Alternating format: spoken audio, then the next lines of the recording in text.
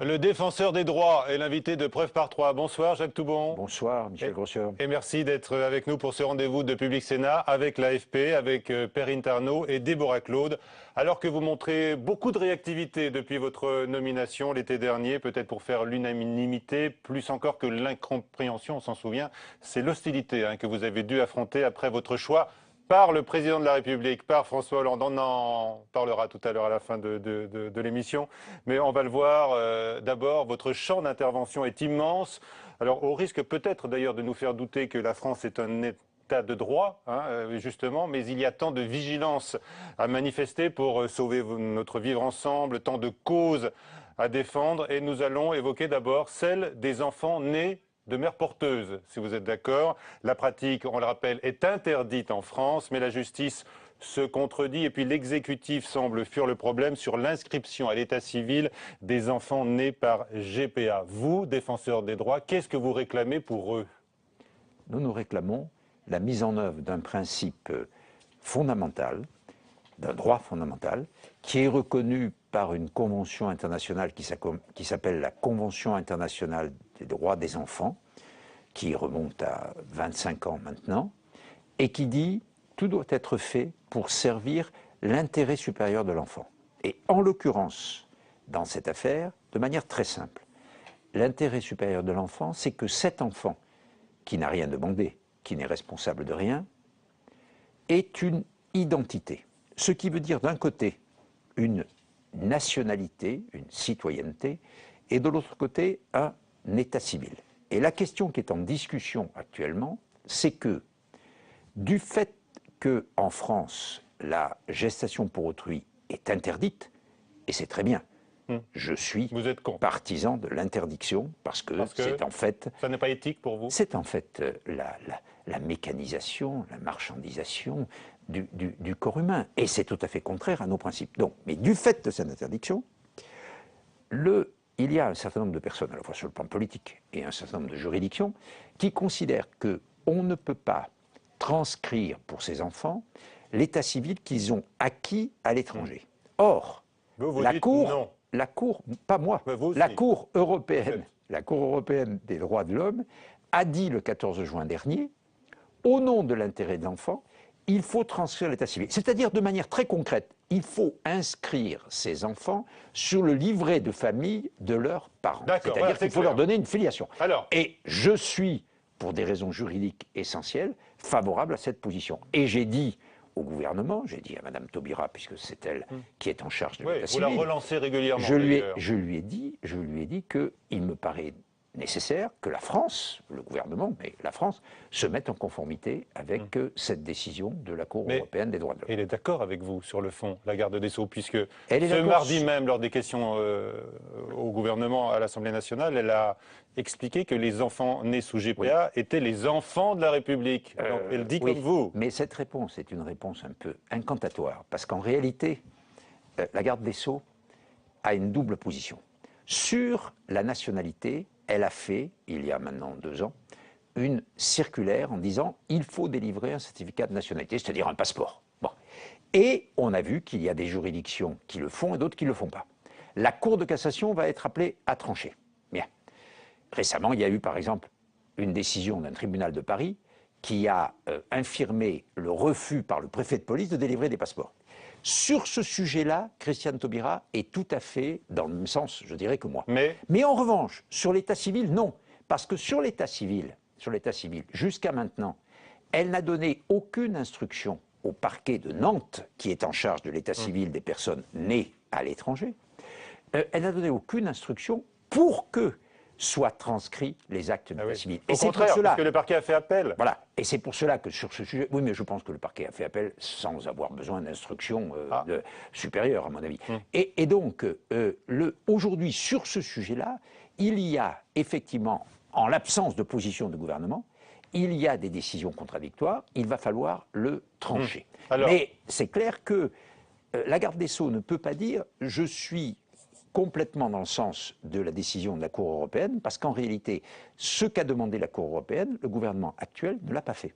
Donc elle est incantatoire, Madame Taubira. Non, quand elle parle des enfants de la République, c'est lyrique. Et moi aussi, je suis là en tant que défenseur des droits pour faire en sorte que la République tienne ses promesses à l'égard de tous sur notre territoire. Mais je pense qu'il faut aller au-delà. Et encore une fois, la chose est extrêmement pratique. Est-ce qu'on inscrit ces enfants sur le livret de famille des personnes qui sont leurs parents? On l'apprend, c'est ce que demande la Cour de cassation, l'inscription. Ah, si la Cour de cassation prend cette position, je m'en félicite. La Cour de cassation, jusqu'à maintenant, je dois le dire, depuis quelques années, a toujours pris, dans ses plus hautes instances, et notamment dans son assemblée plénière, a toujours pris des positions qui s'orientent vers la reconnaissance de tous les modes de reproduction et vers la reconnaissance aussi de toutes les formes de sexualité. Et en particulier l'année dernière, la Cour de cassation a donné un avis pour reconnaître le droit d'adoption aux femmes qui vivent en couple. Et je crois que cette affaire est très simple. C'est une question d'égalité. Moi, dans mon boulot, j'essaye de faire en sorte que tout le monde, quelles que soient ses préférences, quelle que soit sa condition, soit traité également. Donc là, c'est vrai pour les enfants. Et je trouve que la Cour de cassation, cela étant, alors, pour, pour le reste, que la GPA reste interdite, et ça, je pense que ça exigerait de la part de notre gouvernement une action. Comme on l'a fait à d'autres époques, il y a 10 ou 15 ans. Parce que c'est interdit. Une action internationale. Une action internationale. Comme on l'a fait il y a 10 ou 15 ans, pour interdire le clonage humain reproductif, c'est-à-dire de faire des personnes identiques à partir de cellules. On pourrait très bien se battre pour avoir une convention internationale qui interdise la gestation pour autrui, et en particulier la gestation pour autrui dans des conditions commerciales, c'est-à-dire des mères qui sont obligés de se vendre pour faire des enfants pour d'autres. Oui. Alors, pour être précis, donc le procureur général, près la Cour de cassation, va recommander l'inscription à l'état civil des enfants nés de GPA à l'étranger, sous réserve, bien sûr, d'une expertise judiciaire établissant la filiation biologique avec le père. Évidemment, c'est la règle. C'est exactement la transcription de l'arrêt de la Cour européenne des droits de l'homme qui a parlé de la filiation biologique avec le père. Donc certains voient dans ces décisions... Ce que, Michel Grosjean, ne disons pas ceux qui nous regardent en erreur. Ça, c'est l'avis du parquet général. Oui.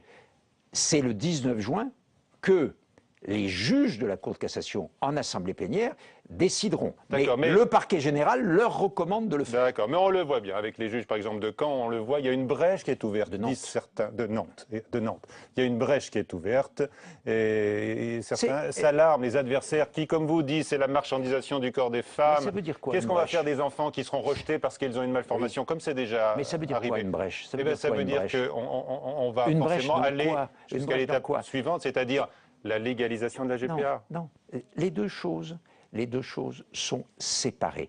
Reconnaître l'intérêt de ces enfants qui n'ont rien demandé et continuer à interdire la gestation pour autrui. On donne une identité aux enfants nés à l'étranger et pas en France par cette même technique. Justement, mais c'est pour ça qu'il faut mener. C'est pour ça qu'il faut mener une action internationale pour que la gestation pour autrui soit interdite. Encore une fois, on a un exemple que nous avons réussi il y a quelques années. C'était notamment Chirac et Clinton qui avaient pris des positions très fortes contre le clonage humain. Ce que vous nous dites, en fait, c'est qu'effectivement, si on donne des papiers d'identité à ces enfants nés de GPA à l'étranger, c'est une façon donc de contourner la loi française. Non, ce n'est pas le contournement de la loi française. Non, au contraire. Non, c'est la reconnaissance des principes d'une convention internationale qui donne des droits aux enfants. N'oubliez pas que le défenseur des droits, il est aussi défenseur des enfants. Il a une adjointe qui est défenseur des enfants et c'est un des boulots principaux que je fais. Encore une question quand même là-dessus. La députée UMP de Marseille, Valérie Boyer, estime qu'il faut punir le recours à une mère porteuse en France ou à l'étranger. Elle imagine un délit spécial. Que répondez-vous? Elle a tort. Je pense que... D'abord parce que la loi le prévoit déjà. Bon. Donc, puisque les dispositions des lois de bioéthique sont sanctionnées pénalement à l'heure actuelle, plusieurs dispositions, y compris celle-là. Bon, donc ce n'est pas utile, je dirais. Et que d'autre part, je ne crois pas que c'est par la répression qu'on peut régler cette question. On peut régler cette question en prévoyant une harmonie des règles pour qu'il n'y ait pas, effectivement, vous avez tout à fait raison de le dire, de tourisme dans ce domaine. D'accord. Alors, dans l'actualité, il y a également la question des migrants. Je crois que vous vous êtes autosaisi des violences policières à Calais, par exemple. Récemment, on a vu les images. Mais on le voit, les forces de l'ordre sont débordées dans notre pays, au nord, au sud également, et les dirigeants aussi. Est-ce que vous plaidez, vous, pour plus de générosité dans l'accueil? Moi, je plaide pour la mise en œuvre du droit, que ce soit pour le droit d'asile, c'est-à-dire les personnes qui demandent le statut de réfugié, que ce soit pour les migrants qui ne sont pas des réfugiés, c'est-à-dire qui ne sont pas opprimés, qui viennent pour des raisons familiales, pour des raisons d'études, pour des raisons économiques. Je considère que c'est la base même de mon travail. Oui. Toute personne humaine est égale et a des droits égaux. Et qu'à partir de ce moment-là, un pays comme la France et la République française doit s'honorer de faire bénéficier tous ceux qui vivent sur son territoire des mêmes droits fondamentaux. Je prends un exemple, par exemple. Il est totalement scandaleux, et je lutte contre autant que je peux, qu'on ne donne pas le même accès à la santé, le même accès aux soins à des personnes étrangères et à des personnes qui ont la nationalité française. À partir du moment où le droit à la santé est un droit fondamental, notamment pour les enfants, ou le droit à l'éducation. Spécifique pour les étrangers, qui sont d'ailleurs contestés par l'opposition aujourd'hui. La question est de savoir dans quelles conditions elles sont appliquées. Il y a une prestation, un régime de sécurité sociale qui s'appelle la CMU. Il y a un autre régime qui s'appelle la CMU complémentaire. Elle est de plus en plus appliquée parce qu'elle coûte de plus en plus cher, Jacques Oui, Toubon. elle est de plus en plus appliquée, mais elle est aussi très souvent refusée. Et je le dis parce que tout simplement, moi, je n'invente pas les problèmes. Vous avez dit tout à l'heure que le défenseur des droits s'occupait de tout, en quelque sorte. Beaucoup de choses. Mais en réalité, je traduis la demande sociale qui s'exprime auprès de moi. D'accord. Comme elle s'exprime d'ailleurs auprès des parlementaires ou auprès des administrations. Donc, ce que je veux dire par là, c'est que cette question, moi, je la considère d'abord, non pas sous un angle idéologique, sous un angle politique, mais je dis que ces personnes humaines ont des droits égaux et il faut les en faire même bénéficier. quand ils sont en situation irrégulière. Mais la situation... Parce que vous nous dites, il faut être présent sur le territoire, même en situation irrégulière. La situation irrégulière, à partir du moment où on est présent sur le territoire, c'est le cas par exemple d'un certain nombre de personnes qui sont à Calais. Qu'est-ce que je dis moi? Je dis qu'ils doivent aller, si effectivement ce sont des personnes, comme par exemple les Érythréens ou les Éthiopiens, qui sont opprimés, ou les Soudanais, par exemple, qui viennent de pays dans lesquels un certain nombre de personnes, pour leur religion ou autre, sont opprimées, sont massacrées quelquefois, bon, tout simplement. Il est tout à fait normal qu'on puisse leur accorder le droit d'asile. Et à ce moment-là, il faut qu'ils le demandent, c'est une des voies. Mais par ailleurs, lorsqu'ils séjournent sur notre territoire, ils ont aussi un certain nombre de droits. Le droit, qui est un droit fondamental, par exemple, à l'hébergement. Il n'est pas normal qu'on laisse une personne vivre à la belle étoile sans avoir un minimum de confort, comme par exemple des toilettes ou le moyen de se lever. Je crois que... Ça va à l'encontre de la poussée un peu dans l'opinion, ce que vous dites. Oui, vous le savez, Jacques mais Toubon, attendez, le défenseur des droits, c'est tout sauf un démagogue. C'est clair. Sur énormément... Tout sauf un populiste. Sur énormément de sujets, populiste comme vous voulez, mais je dis un démagogue au sens où, sur beaucoup de sujets, ce que je propose, ce que je défends, n'est pas naturellement ce que souhaite la majorité des gens qui s'expriment par exemple dans les sondages. Et alors, c'est comme ça qu'on peut faire avancer les choses. Vous savez, il y a beaucoup d'époques où ceux qui proposaient des grandes réformes se trouvaient totalement minoritaires. 10 ans ou 15 ans après, elles sont passées. Moi, pour ce qui me concerne, je ne m'appuie pas sur une sorte d'idée politique que j'aurais, et je dis le bien est là, le mal est là. Non, je dis simplement qu'il existe dans les conventions internationales, dans notre Constitution, dans nos lois, un certain nombre de droits qui sont à la fois au pluriel et au singulier. Et mais là, vous avez une notion très extensive du droit quand on vous écoute.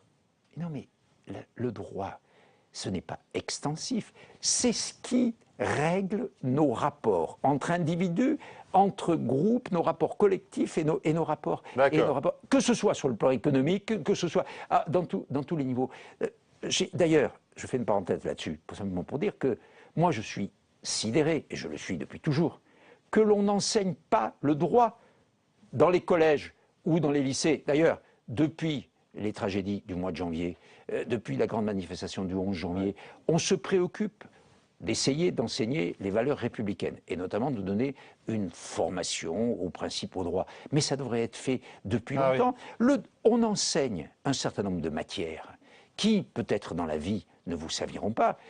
Peut-être que dans la vie, ce n'est pas indispensable de savoir que 1515 Marignan. Bon. Mais en revanche, savoir ce qu'est un contrat, savoir ce que c'est la responsabilité civile ou la responsabilité... Peut-être essayer d'apprendre les deux quand même, hein, parce que là, vous allez vous mettre du monde à dos, hein, surtout en ce moment dans le débat. Je suis absolument un de ceux qui se bat pour l'enseignement de l'histoire.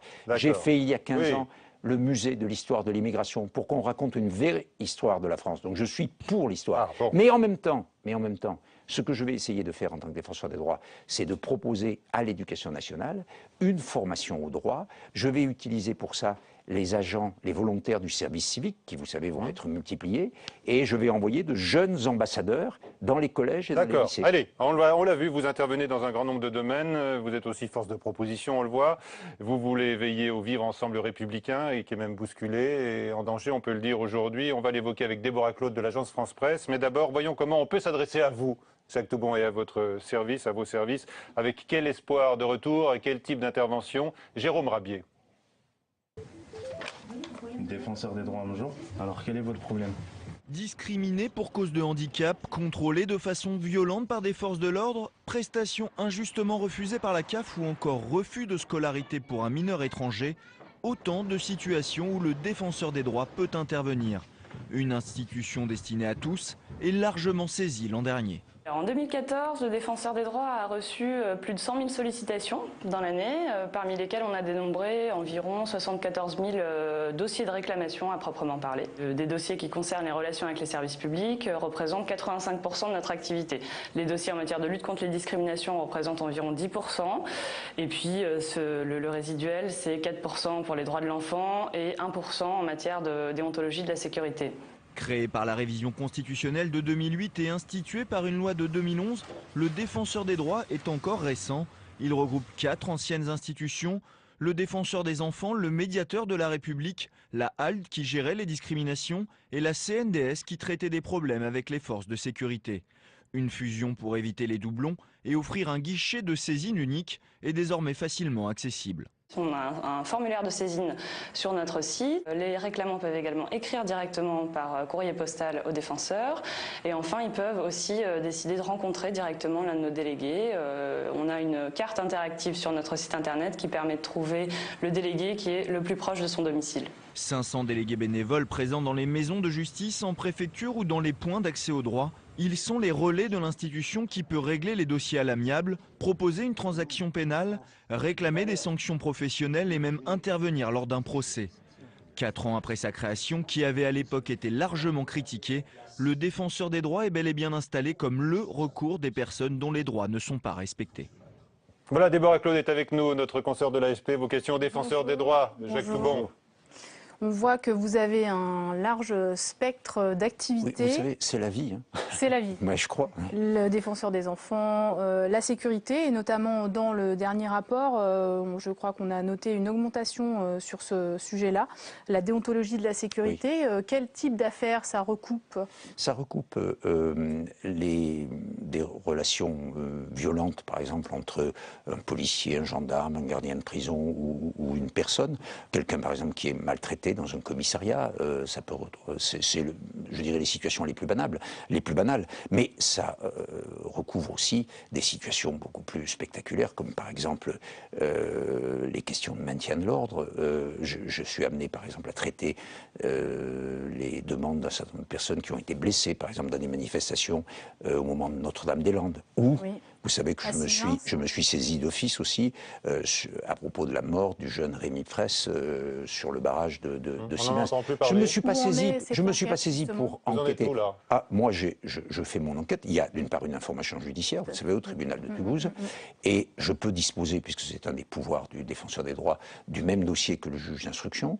Donc, je suis en train, moi, de mon côté, d'enquêter. Et en fait, dans une affaire comme celle-là, oui, bien entendu, les vidéos, mais je veux le saisir comme exemple. Dans une affaire comme celle-là, moi je ne vais pas, comme va le faire le juge d'instruction, et je dirais la justice, peut-être rechercher les responsabilités individuelles.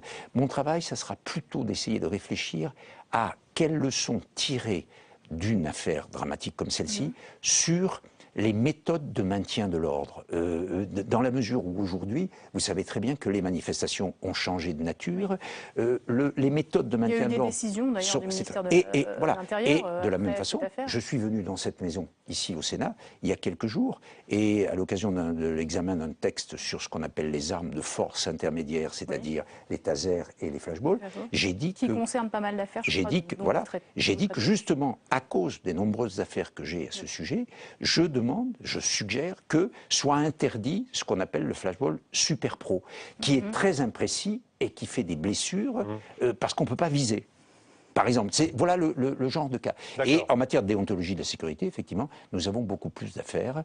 Je crois que ça tient à une question qui est une question qui a été posée au moment des tragédies du mois de janvier, c'est la difficulté des relations entre la police et la population, et les jeunes, notamment la police et les jeunes. Et c'est pour ça que Dominique Baudis, avant moi, et moi maintenant, nous nous intéressons à la question des contrôles d'identité. Et c'est vrai que ça fait... Et d'essayer de faire en sorte que les contrôles d'identité soient mieux encadrés. Ça fait penser à une dramatique affaire qui est dans l'actualité en ce moment. La relaxe 10 ans après devant un tribunal correctionnel de 2 policiers après la mort de jeunes.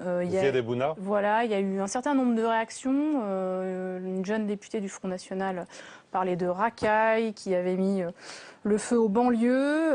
Est-ce que ce genre de réactions sont susceptibles d'alimenter un petit peu aussi justement les difficultés entre les forces de police, non, mais jeunes, tout ce qui met de l'huile sur le feu, naturellement, lamentable. Moi, je dirais dans cette affaire qui a créé beaucoup d'émotions, effectivement, hier, mais que la justice est passée.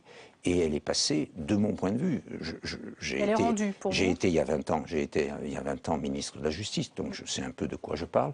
Je crois que la justice a fonctionné de manière normale dans toutes ses procédures, et quel que soit, oui, mais arriver devant un tribunal. Les enquêtes, oui, mais enfin, il y avait eu plusieurs décisions auparavant. N'oublions pas que c'est la décision ultime, et que on peut dire, si vous voulez, que quels que soient les sentiments qu'on peut très bien comprendre des uns ou des autres, et la douleur des uns et des autres, quelle que soit l'émotion que crée ce genre de situation, il faut admettre que la justice est passée et qu'elle a été rendue. Néanmoins, et vous savez très bien que le défenseur des droits, d'ailleurs, n'a aucun moyen de mettre en cause l'autorité de la chose jugée. Vous réagissez quand même assez fortement au tweet, effectivement, de Marion Maréchal Le Pen, qui s'était réjoui de la décision de justice en disant c'est bien la preuve que c'est la racaille qui avait mis le feu aux banlieues. Ça n'était pas une bavure policière. Mais en plus, je réagis d'une part en disant que dire ça, c'est lamentable parce que ça ne peut qu'aggraver les problèmes pour l'avenir. Et deuxièmement, je réagis parce que ce n'est pas du tout ce qu'a dit le jugement. Le jugement n'a pas du tout décrit les 2 garçons qui sont morts, justement, comme des délinquants. Mais quand l'avocat de la famille de Zied Bouna, M. Mignard, dit qu'il y a un apartheid judiciaire dans notre pays, il dit vrai, là ? Non, il a tort. Je pense franchement que notre justice fonctionne de manière égale. Vous savez, c'est toujours la question. Quand j'étais en charge, en 1995-1996, j'ai fait, je me souviens très bien, des journées de la justice, 2 années de suite. Après, elles ont été supprimées. Pour informer nos concitoyens sur ce qu'étaient justement les enjeux de la justice. Et j'avais fait un grand sondage. On s'apercevait que la justice était l'un des services publics qui avait le moins d'opinions favorables. Le mieux, c'était les télécoms, parce que naturellement, les téléphones et tout ça, ça marche très bien. et que la justice. Mais pour une raison d'abord simple, c'est que n'oublions jamais qu'en matière de justice, il y a toujours un gagnant et un perdant. Il y a toujours une accusation qui obtient satisfaction, une défense qui gagne ou qui perd. La justice est par définition un moyen qui a été inventé il y a plus de 2000 ans ou 3000 ans en Grèce et qui a pour but de faire en sorte qu'on remplace un règlement organisé des conflits, on remplace pour les conflits la violence personnelle, dent pour dent, en quelque sorte, par un règlement organisé. Et il faut l'admettre, le consensus sur la justice est un des éléments forts du contrat social. Très bien. C'est autre sujet de l'actualité. Il n'y a pas toujours Consensus. Autre sujet, les discriminations, c'est effectivement, parfois, on les retrouve aussi au tribunal. C'est un de vos thèmes également. Je crois que vous avez milité pour un recours collectif sur discrimination. Oui. Je crois que cet après-midi, on a vous avez satisfaction. Voilà. Ce matin, il y a eu la remise au ministre du Travail, M. François Rebsamen, qui avait réuni depuis 6 mois un groupe de travail sur ces questions de discrimination dans l'emploi. Il y a eu la remise d'un rapport, d'un groupe de travail, auquel d'ailleurs le défenseur des droits a participé. Et ce groupe a 2 conclusions les plus notoires. C'est d'une part, il n'a pas retenu l'obligation du CV anonyme, et ça correspond à notre opinion. Nous avons vous étiez contre le CV anonyme. Le défenseur des droits a fait des études en 2011, 2012, etc., pour dire que ce n'est pas la solution. Il faut employer plusieurs méthodes. Et par exemple, ce qui vient d'être proposé, le recrutement par simulation. C'est-à-dire qu'on fait jouer à quelqu'un que l'on veut recruter la situation de l'emploi qu'il demande. Donc, il y a plusieurs méthodes, et en tout cas, c'est une bonne décision de ne pas obliger le CV anonyme, au CV anonyme. Et d'autre part, l'autre décision importante, c'est la possibilité d'un recours collectif. Christiane Taubira a annoncé que ce serait dans la loi qu'elle va présenter Justice 21, qui normalement va passer au Conseil des ministres à la fin de ce mois-ci, et je pense au Parlement à l'automne. Nous y sommes favorables parce que le recours collectif, c'est une manière non pas seulement de réprimer, mais de prévenir les discriminations. Sur les entreprises. Parce que ça dissuade. Vous savez, la plupart des employeurs ne sont pas des discriminateurs nés. Aucun d'entre eux. C'est en réalité. C'est quand même les faits. Pour les faits, les jeunes qui viennent de banlieue ont plus de mal à être recrutés. Mais bien sûr. Mais vous savez, nos études sont formelles. En matière de discrimination, la première cause, c'est l'origine. La seconde, c'est le handicap. La troisième, c'est l'état de santé. La quatrième, c'est le sexe, si vous êtes une femme ou un homme. Et justement, c'est pour ça que, par ailleurs, je me bats. Alors, contre M.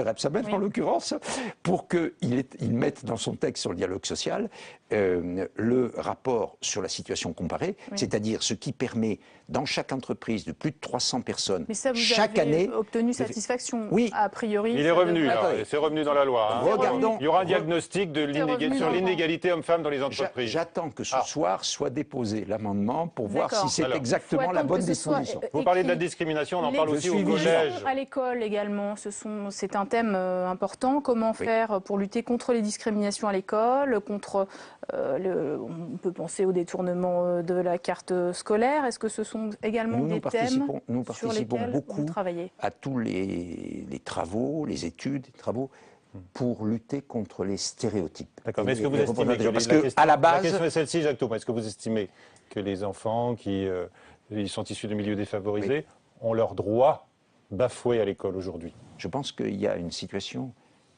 très grave dont on parle trop peu. C'est celle de la pauvreté. Je pense qu'il y a eu des rapports récemment, d'ailleurs, qui ont été faits. Et au titre du droit des enfants, quand on parle, par exemple, de la justice des mineurs, je crois qu'on ne peut pas parler de justice des mineurs comme ça, en l'air, isolé. Il faut savoir à quoi ça s'applique. Il y a des familles et des enfants qui sont dans un tel état de pauvreté qu'on peut se poser la question de quels droits élémentaires, si j'ose dire, peuvent-ils avoir à partir du moment où, par exemple, il y a des enfants qui ne mangent qu'une fois à la cantine. C'est pour ça d'ailleurs que l'accès égal de tous à la cantine est quelque chose d'absolument fondamental, et je me suis battu pour ça. Vous-même, je crois que vous expliquez que ce sont plutôt des classes moyennes qui saisissent les institutions auxquelles vous présidez, et moins les plus démunis. Ça aussi, c'est une action que... Depuis que je suis défenseur, je me suis donné une priorité. C'est faire en sorte que les personnes, notamment les personnes les plus démunies, à la fois économiquement, culturellement, ou qui sont géographiquement éloignées, soient davantage concernées, c'est-à-dire qu'elles puissent connaître leurs droits, qu'elles puissent saisir le défenseur des droits, ou toute autre formule, d'ailleurs, peu importe, je n'ai pas de monopole, mais qu'il n'y ait pas, effectivement, en France, 2 ou 3 vitesses, c'est-à-dire des personnes qui n'ont aucun problème, des personnes qui ont des problèmes mais qui savent comment les régler, et puis d'autres personnes qui ont de graves problèmes et qui sont démunies et complètement dépourvues. Et ça, c'est mon travail, ça s'appelle la promotion de l'égalité. D'accord, dernière question, Déborah. Bon, j'en avais encore une. Est-ce que les statistiques ethniques pourraient être un moyen également de lutter contre les discriminations? On sait que le débat est assez partagé en France. Statistiques ethniques, c'est à rejeter. Le mot statistique ethnique est la notion. Mais en revanche, et donc je n'y suis pas favorable quand on parle de statistiques ethniques, mais en revanche, qu'on fasse des dénombrements, qu'on fasse des études, comme des études d'ailleurs qui existent déjà. Par exemple, Trajectoire et Origine, qui sont des études qui sont faites par l'Institut national pour les statistiques. et qui consistent, par exemple, à rechercher le lieu de naissance ou la nationalité des parents. À partir de ce moment-là, on peut faire un travail, et moi je suis partisan de ce point de vue, d'assouplir les règles statistiques, mais je suis hostile à ce qu'on appelle improprement les statistiques ethniques. Mais le mot fait balle. Mais il est clair que il serait complètement contraire au principe de la République d'assigner chacun à sa condition d'origine et en particulier à sa couleur. D'accord. Merci Déborah. Alors Perrine Ternaux arrive maintenant, on va parler de vous, Jacques Toubon. On le voit, votre engagement et puis votre choix par le président de la République après une longue carrière politique derrière un seul homme, Paul Bouffard. Il fait ses débuts en politique il y a presque 50 ans. Jacques Toubon, un Chiracien pur jus, un pilier du clan Chirac. En 1983, il devient maire du 13e arrondissement de Paris. À cette époque, un autre élu parisien, Jean-François Le Garret, le côtoie. Il se rappelle. Je crois même que Chirac avait dit un jour je me demande si en campagne Toubon n'est pas meilleur que moi. C'est un animal politique. Un animal politique avec tout ce que ça comporte, je dirais, d'instinctif. Voilà, c'est un homme qui fait de la politique au feeling, avec ses amis. C'est un homme qui chasse en bande. Dans le gouvernement Balladur, en 1993, Jacques Toubon devient ministre de la Culture. On le surnomme Monsieur All Good avec sa loi en faveur de la francophonie. En 1995, il devient garde des Sceaux et le ministre RPR fait parler de lui dans l'affaire de l'hélicoptère. Pour éviter la mise en examen de l'épouse du maire de Paris, Xavier Tibéri, il déploie des moyens hors normes. Jacques Toubon envoie un hélicoptère dans l'Himalaya pour faire signer un document au magistrat en charge de l'affaire. En juin dernier, la gauche grince des dents quand François Hollande propose le nom de Jacques Toubon au poste de défenseur des droits. Après l'hélicoptère, des prises de position vieilles de 30 ans refont surface. Une pétition contre cette nomination voit le jour. Julien Bayou, porte-parole d'Europe Écologie Les Verts, en est l'instigateur. Il nous faut un Superman contre les discriminations, ou une Superwoman. Pourquoi est-ce qu'on ne peut pas innover un peu et faire appel à la société civile, à un magistrat, une magistrate, une avocate, un défenseur, une militante ONG? Il y a un vrai problème de discrimination en France et on a l'impression qu'on fait des petites mesures alors que c'est un Big Bang qu'il faudrait faire. Pas de Big Bang. Aujourd'hui, 10 mois après sa prise de fonction, Jacques Toubon a-t-il trouvé sa place au poste de défenseur des droits? Voilà, Perrine Ternaux nous a rejoint. Bonsoir Perrine. Bonsoir Michel. Vos questions aux défenseurs des droits qui cherchent ou à trouver sa place, on va le voir. Bon, en tout cas, Julien Bayou, il dit pas de Big Bang. Il n'y a pas eu de Big Bang pour l'instant. Je ne sais pas si c'est votre feuille de route d'ailleurs, le Big Bang. Je traite en tout cas aujourd'hui, par exemple, 20% de dossiers de lutte contre les discriminations de plus que nous n'en avions il y a 4 ans. Donc on ne peut pas dire que la lutte contre les discriminations a reculé. Et par exemple sur ce qui vient d'être décidé ou proposé par le gouvernement, on voit bien que nous avons la possibilité, avec le recours collectif, de faire une sorte de saut vers une promotion de l'égalité encore plus efficace. C'est vrai qu'il y avait eu quelques critiques au moment de l'annonce de votre nomination par Hollande. Ça fait partie du jeu politique. Est-ce que vous estimez aujourd'hui que vous avez réussi à faire taire ces critiques et que vous êtes installé dans votre poste? Moi, je ne peux apporter que les témoignages que je reçois. Tout le monde demande à ce que j'intervienne. Tous les parlementaires de tous bords, de toutes les commissions, me demandent des avis sur les textes ou sur tel ou tel sujet. Moi-même, mes adjoints, mes 220 collaborateurs, nous sommes sans arrêt sollicités pour participer à des tables rondes. Nous sommes en train d'engager... Ça montre aussi que le défenseur des droits est durablement installé dans la société française, mais ça montre alors qu'il y avait eu beaucoup de critiques au moment de sa création. Ça montre simplement que la mission que nous remplissons correspond à un besoin et que, grâce à Dominique Baudis, qui a présidé l'institution pendant 33 mois avant de disparaître malheureusement, et puis moi depuis maintenant 9 mois, nous avons une certaine légitimité, c'est incontestable. Et je le vois bien, j'entretiens des relations très étroites avec les parlementaires et avec les deux commissions des lois. Je viens de déjeuner à l'instant avec la commission des lois du Sénat, par exemple. Eh bien, il est clair que ce qui est ressenti par les parlementaires, c'est que nous faisons un travail qui finalement sert en quelque sorte la République, comme ils essayent de le faire eux-mêmes, chacun avec leur couleur politique. Moi, je n'ai pas de couleur politique, mais je vais dans... Vous avez perdu votre couleur politique? Ah oui, totalement. C'est quand même un poste politique. Hein. Non, ce n'est pas un poste politique.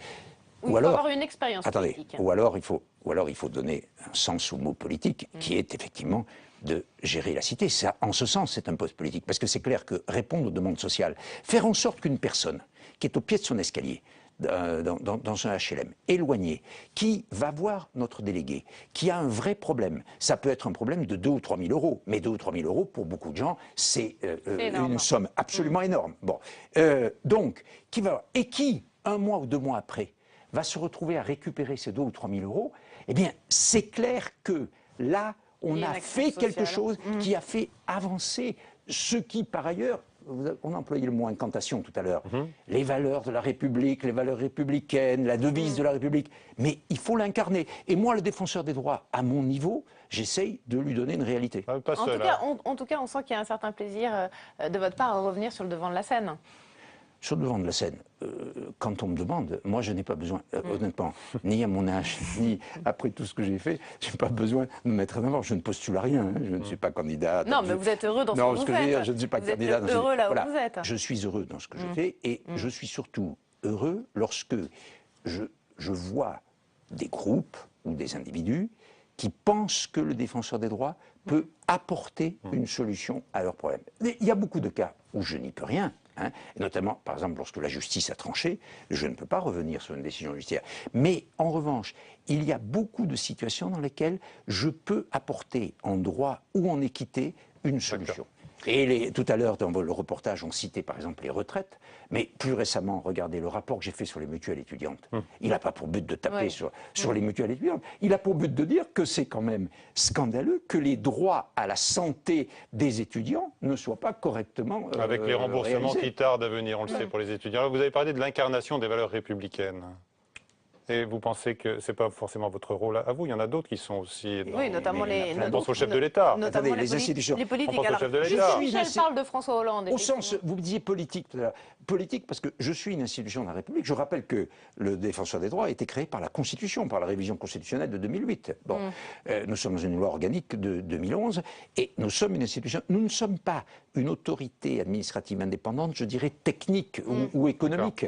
Nous avons effectivement un rôle qui est social et politique, mais nous le faisons à travers le droit. Et sur les fractures aussi parfois de la République. Alors puisque Michel évoquait François Hollande, c'est vrai qu'on est dans une période un peu de commémoration. Il va y avoir le discours de l'entrée au Panthéon le 27 mai prochain de Pierre Brossolette, Geneviève de Gaulle, Germaine Tillion et Jean Zay.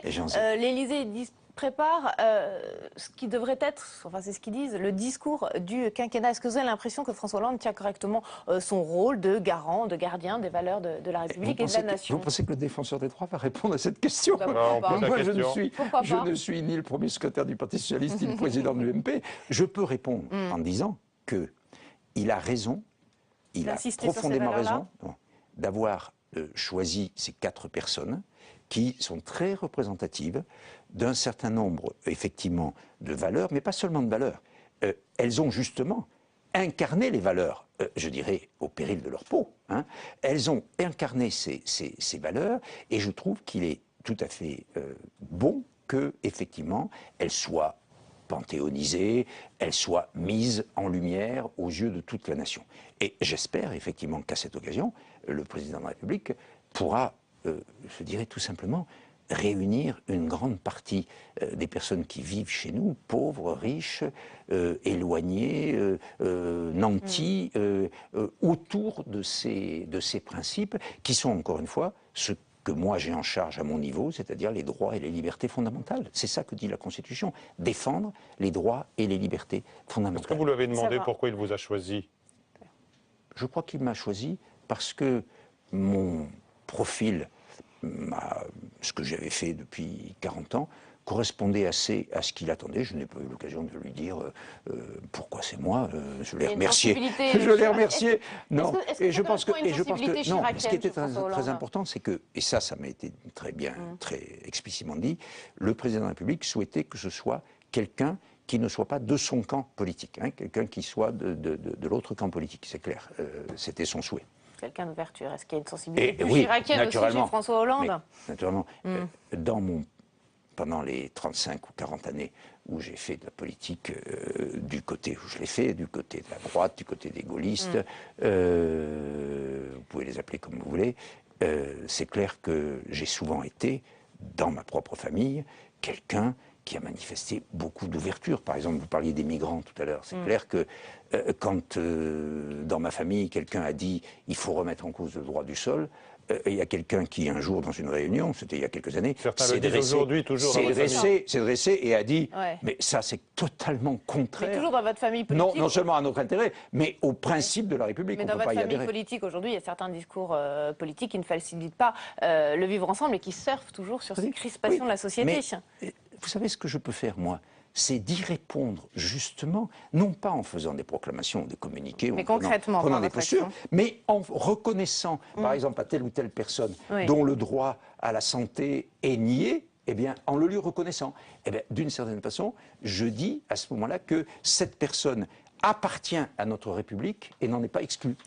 Quel regard vous avez porté sur la polémique autour d'Emmanuel Todd et de son livre après les manifestations du 11 janvier? Écoutez, je vais vous dire, très franchement, je n'ai pas lu le livre. J'ai lu des livres. J'ai lu des livres comme celui de Christophe Guilly, par exemple, sur la France périphérique. Je pense, depuis très longtemps, moi je me suis occupé, je le rappelais tout à l'heure, de questions d'immigration et d'intégration depuis déjà 25 ans. Ne serait-ce que par mon expérience personnelle. J'ai été 18 ans maire du 13e arrondissement. C'est une ville-monde, le 13e arrondissement. Donc, par cette expérience... impossible finalement de parler et de penser différemment. Par cette expérience, j'ai toujours été acquis donc, à ces idées, immigration et intégration. Et je souffre beaucoup quand on refuse de reconnaître que notre pays, notre identité, puisqu'on parle de notre identité, est multiple, que nous sommes une nation qui n'a pas été inventée comme ça en sortant du massif hercynien, du massif central un jour, mais nous sommes une nation construite. Nous sommes un pays qui a été construit, et qui a été construit en particulier par l'État, que ce soit sur la royauté, ou que ce soit depuis, après la Révolution par la République. Et donc, de ce point de vue, les débats qui ont lieu actuellement sont des débats tout à fait essentiels. Je n'ai pas lu le livre d'Emmanuel Todd, je peux simplement dire, pour avoir été présent dans la manifestation, où j'avais été invité par le président de la République, comme un certain nombre de personnalités, je peux simplement dire que j'y ai vu des personnes très diverses. Voilà, c'est ça que je peux dire simplement. Voilà. Juste pour finir très rapidement, parce qu'il nous reste une minute, sur la laïcité, dont on parle beaucoup aussi actuellement, est-ce qu'il faut être plus ou moins intransigeant avec certains principes de la laïcité? Ça ne veut rien dire, intransigeant.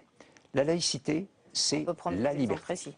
C'est la reconnaissance que la République fait de la liberté de conscience, de la liberté de pensée, de la liberté de culte. À partir du moment où vous posez ça, il est clair que l'idée qu'il y aurait une laïcité dure et une laïcité molle, en quelque sorte, est une idée fausse. Il faut simplement dire que, par exemple, le service public doit être neutre, mais que dans le privé, on n'a pas à appliquer les mêmes règles que dans le service public, par exemple. Et puis, d'autre part, il faut chercher à faire ce que moi je fais très souvent, enfin, ce que le défenseur de droit fait souvent, c'est-à-dire de créer des situations où on peut avoir de la médiation et non pas de la confrontation. Mais surtout, ne faisons pas de la laïcité un principe de combat. La laïcité, c'est ce qui nous permet d'être ensemble et pas de nous diviser. Merci Jacques Toubon, merci. Perrine, bonsoir à tous et à très vite, à la semaine prochaine.